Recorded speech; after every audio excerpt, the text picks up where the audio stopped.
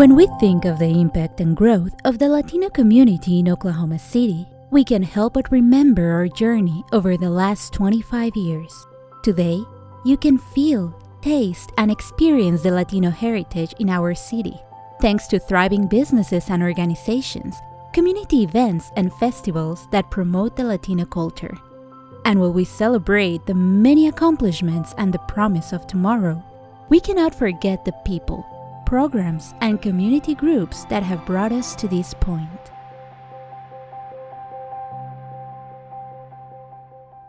My name is Raul Font. I am the president of the Latino Community Development Agency. Well, 25 years ago, I had black hair and I was a little younger, but actually I worked at the Oklahoma State Department of Education and I was the director of bilingual education there.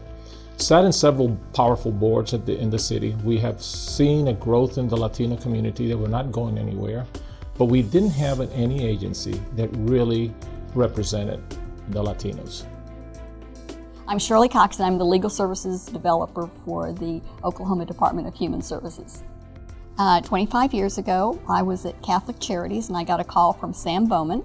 And Sam Bowman said that there was a possibility that there was $42,000 available from United Way. Sam Bowman, formerly Director of Neighborhood Services Organization. Well, I was coming to the end of my time with Neighborhood Services Organization, and around 1990, we got a new census run, and beginning to see the reality of the Hispanic people in Oklahoma City.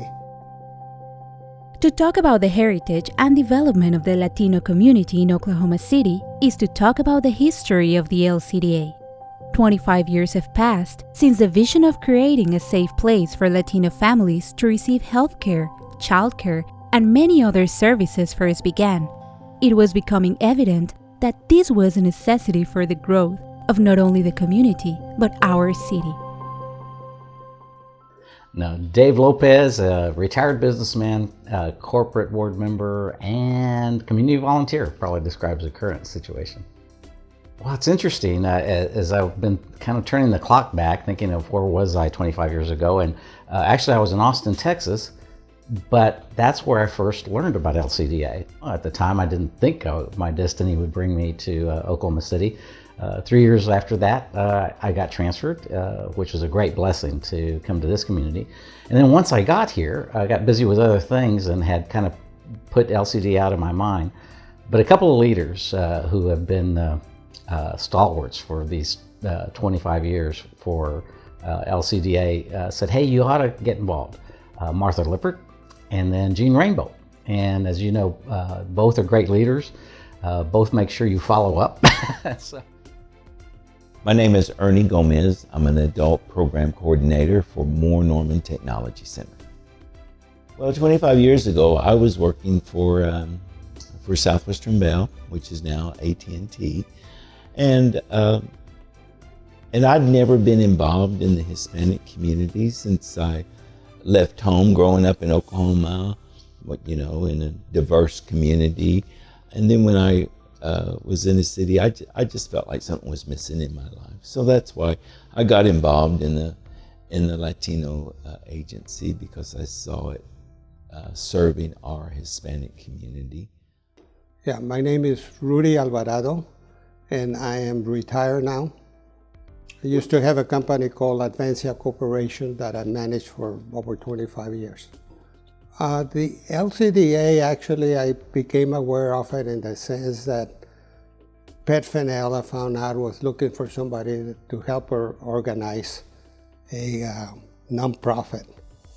Somehow my name came up and she contacted us, and I found some other individuals that could lend leadership to it. Among the first early ones was actually the current director, which is Raul Font.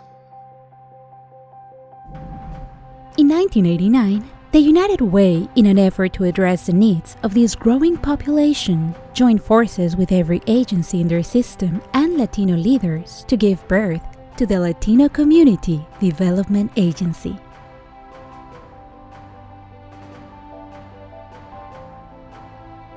Well, the interesting thing is some people didn't think there were a lot of Latinos. So the first thing was, why do you even need something like that? Second, we didn't have any major organization or any major state agency that thought that there was a problem. They thought that the funds were rolling to the right people. The Latinos that were here didn't make much noise. And so they were very complacent with whatever they had. So a lot of people didn't think there was a need. But the people that, like us, that knew where they were and went to these places and talked to the people, knew that there was a problem. There was starting to be some type of conflict of what is it that we were supposed to receive. We were American citizens like everybody else, but we didn't get the services. The growth was such that they felt that there were some services and there were some voices that were not being heard. So we were seeing that there was some issues. Some people didn't listen, but the majority of the people did listen because they knew that in Oklahoma City there was a diverse community that was growing. One side of the neighborhood, Riverside, was pretty much historically African American, and the west side historically Hispanic. We had some Hispanic board members on neighborhood services. We were in a partly Hispanic neighborhood, and we were an agency for years that had given birth to new entities. It was through this process that a passionate, strong Latina stepped forward to build the agency from a starting budget of only $42,000. In April 1991, Patricia Fennell was hired as the LCDA's first executive director. With her dream and vision of helping the community, the LCDA began autonomous operation on January 1st of 1994.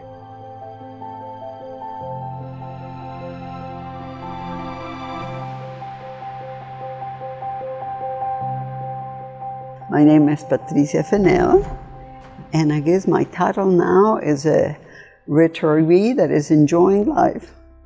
First, it all started as a dream. You know, I'm a social worker, and so I've always worked with people and for people. But at one point in my life, I was thinking, geez, it would be wonderful if I could put my training, my experience, and my contacts to the service of my community, my people, my origins, my ancestry. And so we started dreaming about creating an agency and all the things that an agency could be doing for the community. And so that dream slowly evolved into a reality. I was very, very fortunate to be, like I said, surrounded by people that believe in our dreams, that were in the board, but also that were in the community and different agencies, and people that were Latinos and non-Latinos, because we had people from all races that were very supportive of us. But in addition to that, I think that I was very, very fortunate in that I've always been able to have a staff of people. They look at it like I did, which is not just a job. This was a labor of love for many people. The LCDA's role steadily increased throughout the years, from serving as a voice of social justice to implementing award-winning health and education programs. Although with growth and expansion comes many challenges and obstacles. But thanks to the wonderful volunteers, hardworking staff, and its partners and longtime supporters who have believed in the vision and advocacy of the agency, a home away from home that has continually provided a renewed sense of pride for our heritage that will become the biggest legacy for our youth tomorrow.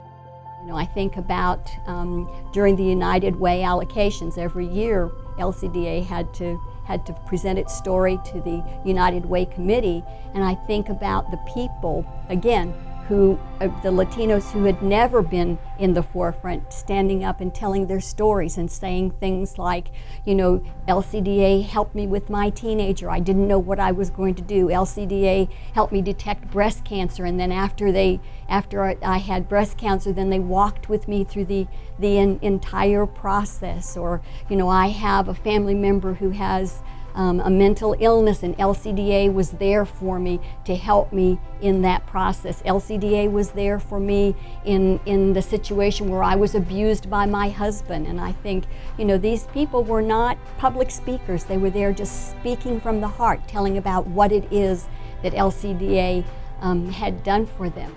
But having a resource point like LCDA has just been huge. When I think of LCDA, certainly you think of the services it provides, you think of the stature it gives to the Hispanic community, but if I had to come up with one metaphor for what LCDA is, it's a bridge. It's a bridge to new opportunity for folks who are new to Oklahoma City and are trying to get oriented to services that they may need, but it's also a bridge from the Hispanic community to the larger community. But the good thing is, it means to the city that they have paid attention to a group of leaders that are going to make a difference in the development of the city itself. As we look ahead into tomorrow, we understand there will be again many important challenges to face, but we are confident that with our caring and passionate bilingual staff and with the continued support of the community, we will build a brighter future for Latino families and Oklahoma City.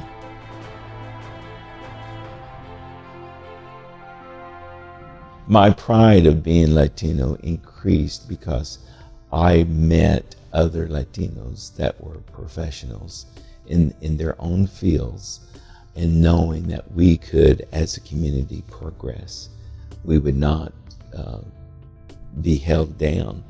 And even Latinos that came to the agency, and especially our youth that came to the agency, that we gave them an opportunity to know about, to be better educated in high school and to apply yourself, to have opportunities to go to college and be really visible, showing the community and showing colleges that, hey, we have Latino youth too that want to be progressive and they want to have a better life for them and their family. Oh, I'm as proud of being a part of that as any of the development, any of the startup work we ever did at Neighborhood Services, without question.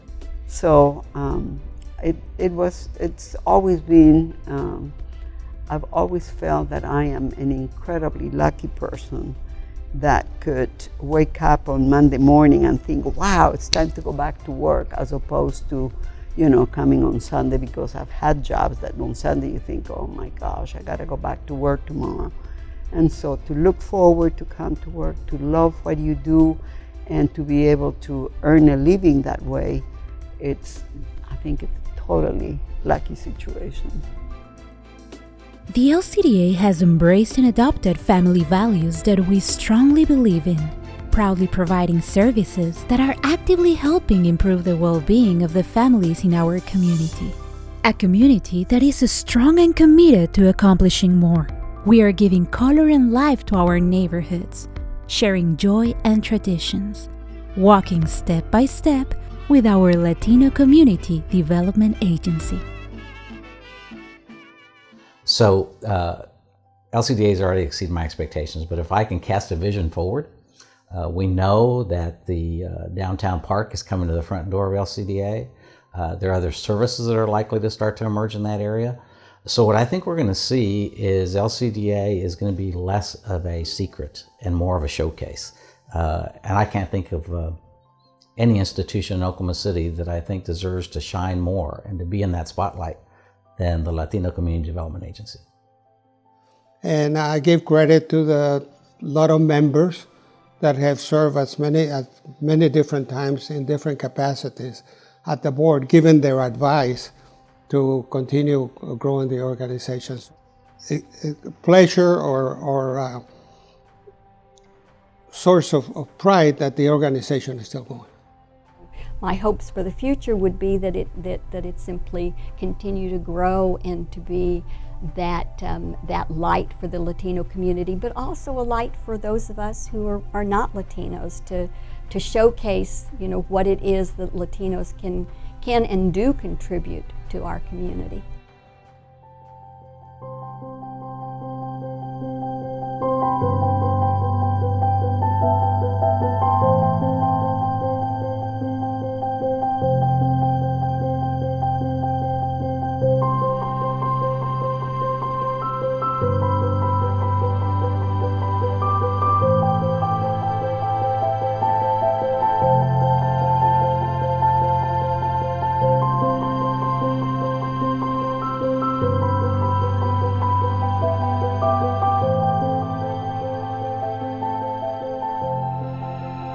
I'm just hoping that in the future, as we open the doors for collaboration and partnerships, that there's people out there that would like to listen to this and be part of it, because we cannot do it alone. It's one of those things that LCDA, we can go on the website, we can look at the data of being the largest Hispanic serving organization in the state. There are a lot of statistics and hard factual points to sit there and want to get engaged with LCDA. But what I would suggest to anyone that is interested in LCDA is don't leave it just to your head to try to perceive what LCDA is about. Go spend an hour, just an hour in that building, just looking around. What that'll do is not only reinforce what you learned from a standpoint of those things that are objective, but it'll get your heart engaged. And you'll see that it's a place that really touches hearts and touches souls even. Felicidades, LCDA. Felicidades, LCDA. Felicidades, LCDA. Felicidades a LCDA. Felicidades, LCDA. Felicidades, LCDA. Felicidades, LCDA. Sigamos adelante.